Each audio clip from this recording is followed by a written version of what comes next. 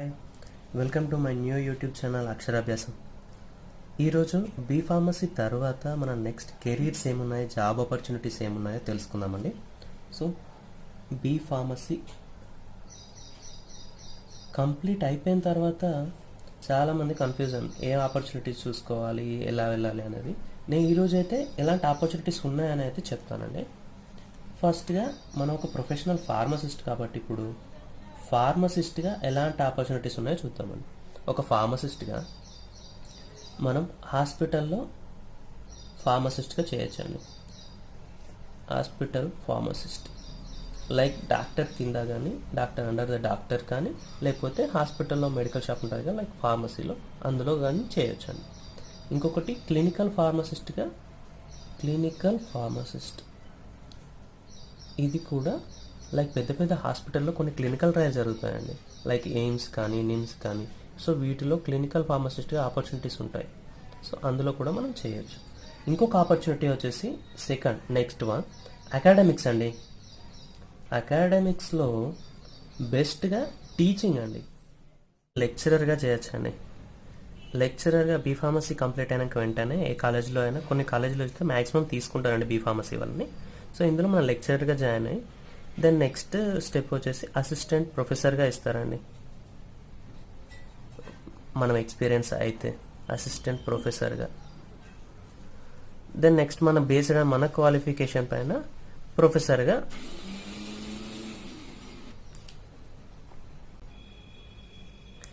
Next career వచ్చేసండి teaching తర్వాత ఇందులోనే మనం రీసెర్చ్ కూడా చేయొచ్చండి. ఈ అకాడమిక్స్లోనే రీసెర్చ్ చేసే వాళ్ళు కూడా ఉంటారండి. రీసెర్చ్ అసిస్టెంట్గా స్టార్ట్ అవుతుందండి career. Research assistant. Then next వచ్చేసి రీసెర్చ్ అసోసియేట్ అండి. Research associate. Then next step వచ్చేసి you are completely into the scientific route. Scientist రూట్లో ఉంటారు బేస్డ్ ఆన్ యువర్ క్వాలిఫికేషన్స్. అకాడమిక్స్లో కూడా నచ్చని వాళ్ళు దెన్ నెక్స్ట్ ఇండస్ట్రీకి వెళ్ళొచ్చండి. Pharma industry. ఇందులో ఉన్న వైడ్ ఆపర్చునిటీస్ మన ఫార్మా వాళ్ళకి ఇంకెక్కడా లేవండి. సో ఇందులో మెయిన్లీ ప్రొడక్షన్, ఇంకొకటి వచ్చేసి R&D, research and development. So ప్రొడక్షన్లో క్వాలిటీ అష్యూరెన్స్, దీనికి స్కోప్ ఉంది. And quality checking. ఇంకొకటి వచ్చేసి రెగ్యులేటరీ అఫైర్స్ కూడా ఇందులో మనం ఇండస్ట్రీలో ఫాలో అవ్వాల్సి ఉంటుంది. సో దానికోసం కూడా రెగ్యులేటరీ అఫైర్స్ పర్సన్స్ కూడా అవసరం. ఇక్కడ కూడా ఫార్మసిస్ట్లే ఉంటారండి. ఇందులోనే ఇంకా ప్యాకేజింగ్ అని చాలా ఉంటాయి. ప్యాకేజింగ్లో కూడా నార్మల్ ప్యాకేజింగే అనుకోకండి, ప్యాకేజింగ్లో పర్సన్స్ కూడా అవసరం. అంటే హౌ టు ప్యాక్ అనేది ఫార్మసీ వాళ్ళకి తెలుస్తుంది. ఎలా ప్యాక్ చేయడం చెప్పిన తర్వాత వాళ్ళు ప్యాక్ చేస్తారు ఎలా అనేది. సో ఇంకొకటి వచ్చేసి R&D అండి. R&Dలో వచ్చేసి ఫార్ములేషన్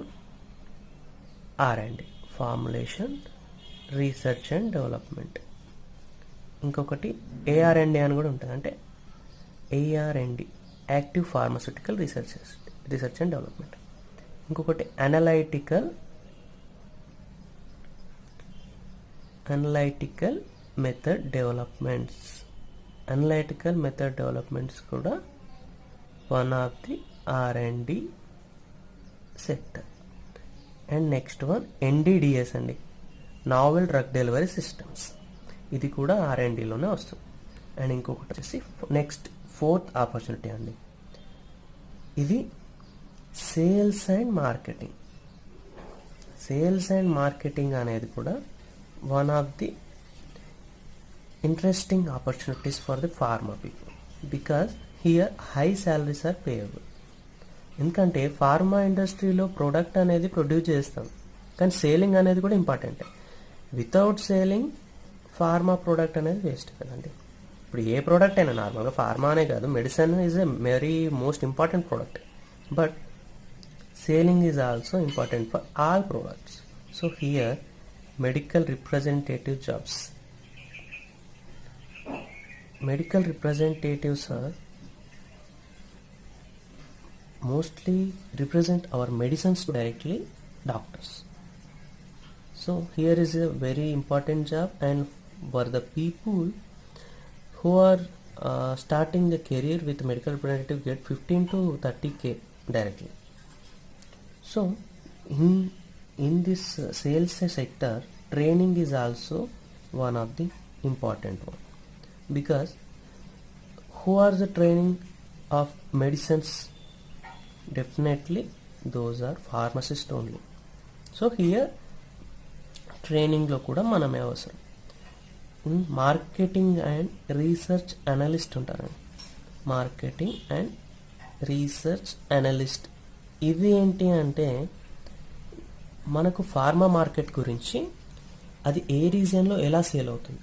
కొన్ని రీజియన్స్లో కొన్ని మెడిసిన్స్ ఎక్కువ అవసరం ఉంటాయి.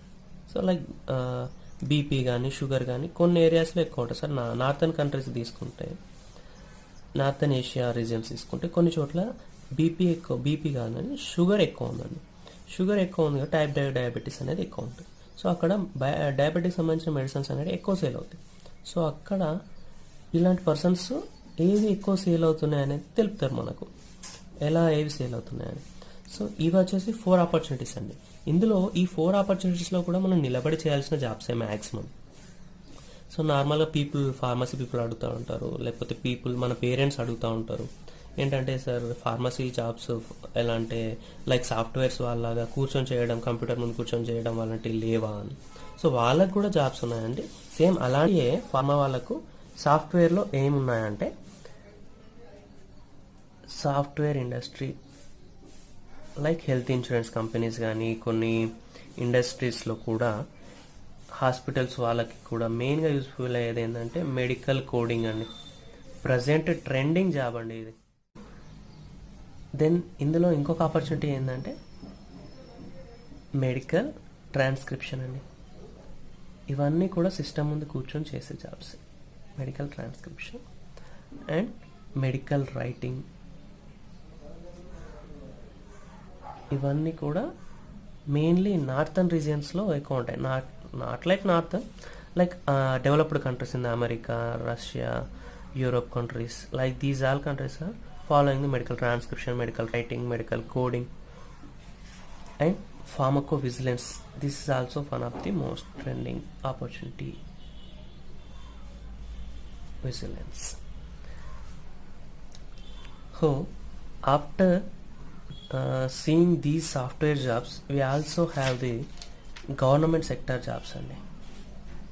మనకు గవర్నమెంట్ సెక్టార్లో ఏముంది? గవర్నమెంట్ సెక్టార్లో మెయిన్లీ వచ్చేసి డ్రగ్ ఇన్స్పెక్టర్ జాబ్ అండి. డ్రగ్ ఇన్స్పెక్టర్ మన ఫార్మా ఇండస్ట్రీలో the best job and the professional one.